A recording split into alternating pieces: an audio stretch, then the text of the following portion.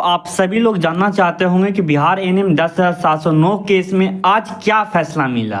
आखिर का जो सुनवाई हुआ उसमें क्या कुछ बताया गया। तो सबसे पहले आपको मैं बता देता हूं, यहाँ पे आप लोग देख पा रहे होंगे कि आपका जो सुनवाई कोर्ट नंबर 5 में था, सीरियल नंबर 21 पे लिस्टेड था।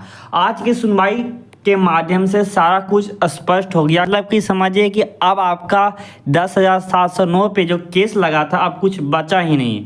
केस क्या फाइनल हो गया यहाँ पे सबसे पहले समझ लीजिए आप सभी लोग। जो डिसीजन मिला है, जैसा कि आपको पता होगा कि ये आप सभी के सामने जो दिख रहे हैं ये मनीष कुमार सरन है। और यहाँ पे आप सभी को देखने को मिल रहा है ये 2018 की तरफ से जो वकील थे हुए हैं, और यहाँ पे 2023 की तरफ से वकील हैं, और यहाँ पे जज साहब आपके हैं, दो को देख रहे होंगे, सब कुछ सही दिख रहा है। अब यहाँ पे देखिए, जैसे ही यहाँ पे एंट्री हुआ, जैसे ही सुनवाई के लिए यहाँ सभी लोग आए, तो सीधे जो आपके मनीष कुमार जो वकील हैं सरकारी, सीधे प्रस्ताव रखे कि हम प्रस्ताव लाए हैं जितना भी आईए में गए हैं 1362, नोट करके रख लीजिए, 1362 आईए में जितना भी लोग गए हैं सारा को हम ले लेंगे। मतलब कि सारा को हम नौकरी दे देंगे, पर हमको एक शर्त है, उनको प्रोफिशिएंसी टेस्ट देना पड़ेगा। यहाँ पे आप लोग देख लीजिए, यहाँ पे आप लोग सुने होंगे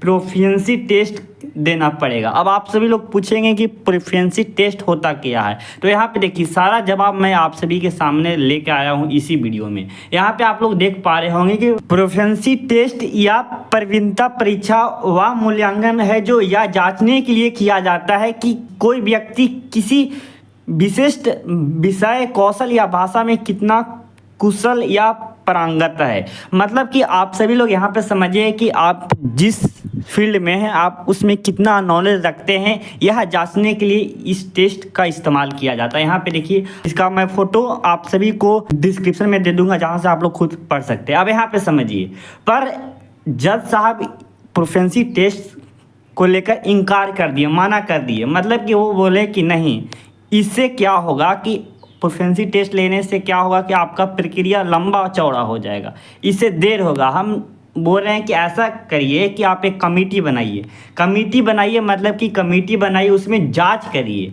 जांच क्या करेंगे? जांच करेंगे आपका डॉक्यूमेंट जांच करेंगे, एनएम का सर्टिफिकेट जांच करेंगे, आप जो एग्ज़ाम दिए थे उसमें जांच करेंगे कि आपका कितना नंबर आया, क्या आया, सारा कुछ जांच होगा उसमें। उसके बाद अगर स्पष्ट पाए जाते हैं, सब कुछ सही पाया जाता है, तो आपको नौकरी मिलेगा। सिर्फ और सिर्फ 1362 जो आईए में गए हैं, जो पटिशनर बने, उन्हीं को नौकरी मिलेगा। आज जो हुआ सुप्रीम कोर्ट में जो बहस हुआ, यही सारा कुछ हुआ। और यहाँ पे आप लोग सुन रहे होंगे कि कोई बोल रहे होंगे कि शर्मिंदा कर्मी जीत गए, पर आपको मैं क्लियर कर देता हूँ कि आज जीत किसी का नहीं हुआ। सच बताएं तो जीत किसी का ना हुआ, राहत मिला है उन सभी को जो पटिशनर बने हैं, जो आईए में गए हैं, जो पटिशनर बने हैं, उन सभी को यहाँ पे राहत मिला है। राहत मिला है किनके द्वारा? वो जज साहब के द्वारा भी कहिए, जज साहब भी सपोर्ट किए, और आपके जो विपक्ष दल के जो वकील हैं, जो आपके सरकारी वकील हैं मनीष कुमार, वो भी सपोर्ट किए, तभी पटिशनर जो आईए में गए हैं उनको यहाँ पे राहत मिला है। अब यहाँ पे देखिए, अब यहाँ पे आप सभी लोग और समझ लीजिए, यहाँ पे जो जज साहब हैं वो क्लियर बोले कि आप 1 महीना का टाइम ले लीजिए, 1 महीना के अंदर सारा प्रक्रिया पूरा कर लीजिए। मतलब कि आप सभी लोग समझिए कि यहाँ पे जो डेट आपको दिख रहा होगा 13/10/2026, यहाँ टेंटेटिव डेट, अक्टूबर में यहाँ पे केस को, अब इसमें केस में कुछ बचा नहीं है, सिर्फ केस को फाइनल जजमेंट सुना के इसको सुरक्षित कर लिया जाएगा। और जो जहाँ पे था, जैसे कि अंतरिम ऑर्डर जिनको मिला उनको अंतरिम ऑर्डर के थ्रू नौकरी कंटिन्यू करते रहेंगे, और यहाँ पे जिनको पटिशनर के थ्रू यहाँ पे बहाल किया जाएगा अक्टूबर से पहले, आप लोग नोट करके रख लीजिएगा, अक्टूबर मंथ से पहले हो सकता है कि आपको सरकार डॉक्यूमेंट वेरिफिकेशन के लिए बुलाए। और यहाँ पे जो फाइनल डेट यहाँ पे दिया गया है 13/10/2026, उस दिन आपका यहाँ पे जजमेंट सुरक्षित कर लिया जाए। तो आप सभी लोग समझ गए हैं कि आज सबसे बड़ी बात है कि आपका अब केस क्लियर हो गया। अब केस में कुछ झंझट नहीं रहा।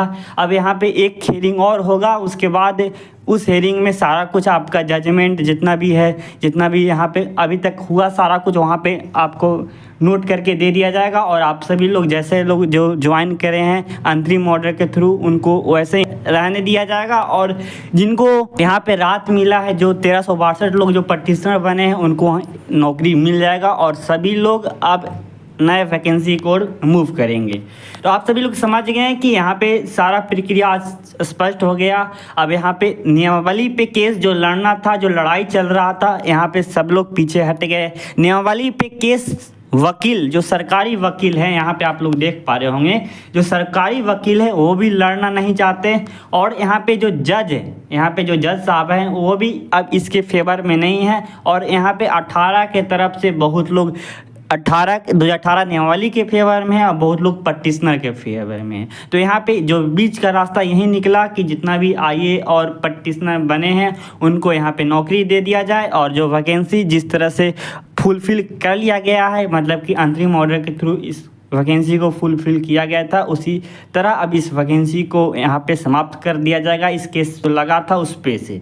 तो आप सभी लोग समझ गए। तो आप सभी लोग इस चैनल को कर लीजिएगा सब्सक्राइब। जैसे ही नोटिफिकेशन या कुछ भी अपडेट आएगा आप सभी के वैकेंसी से रिलेटेड, तो मैं बता दूँगा। तो आप सभी लोग आप निश्चित रहिए। अब आपका अक्टूबर से पहले जितना भी बने हैं पटिशनर, जो अभी आईए में गए हैं, उनको नोटिफिकेशन और नोटिस दिया जाएगा सरकार की तरफ से कि अब उनको आगे क्या करना है। तो बस कर लीजिएगा चैनल को सब्सक्राइब। और वीडियो में जानकारी पसंद आया होगा तो वीडियो को भी एक प्यार से लाइक जरूर करिएगा और सभी के पास शेयर करिए। अब केस आप सभी का बिल्कुल क्लियर होने को आ चुका है।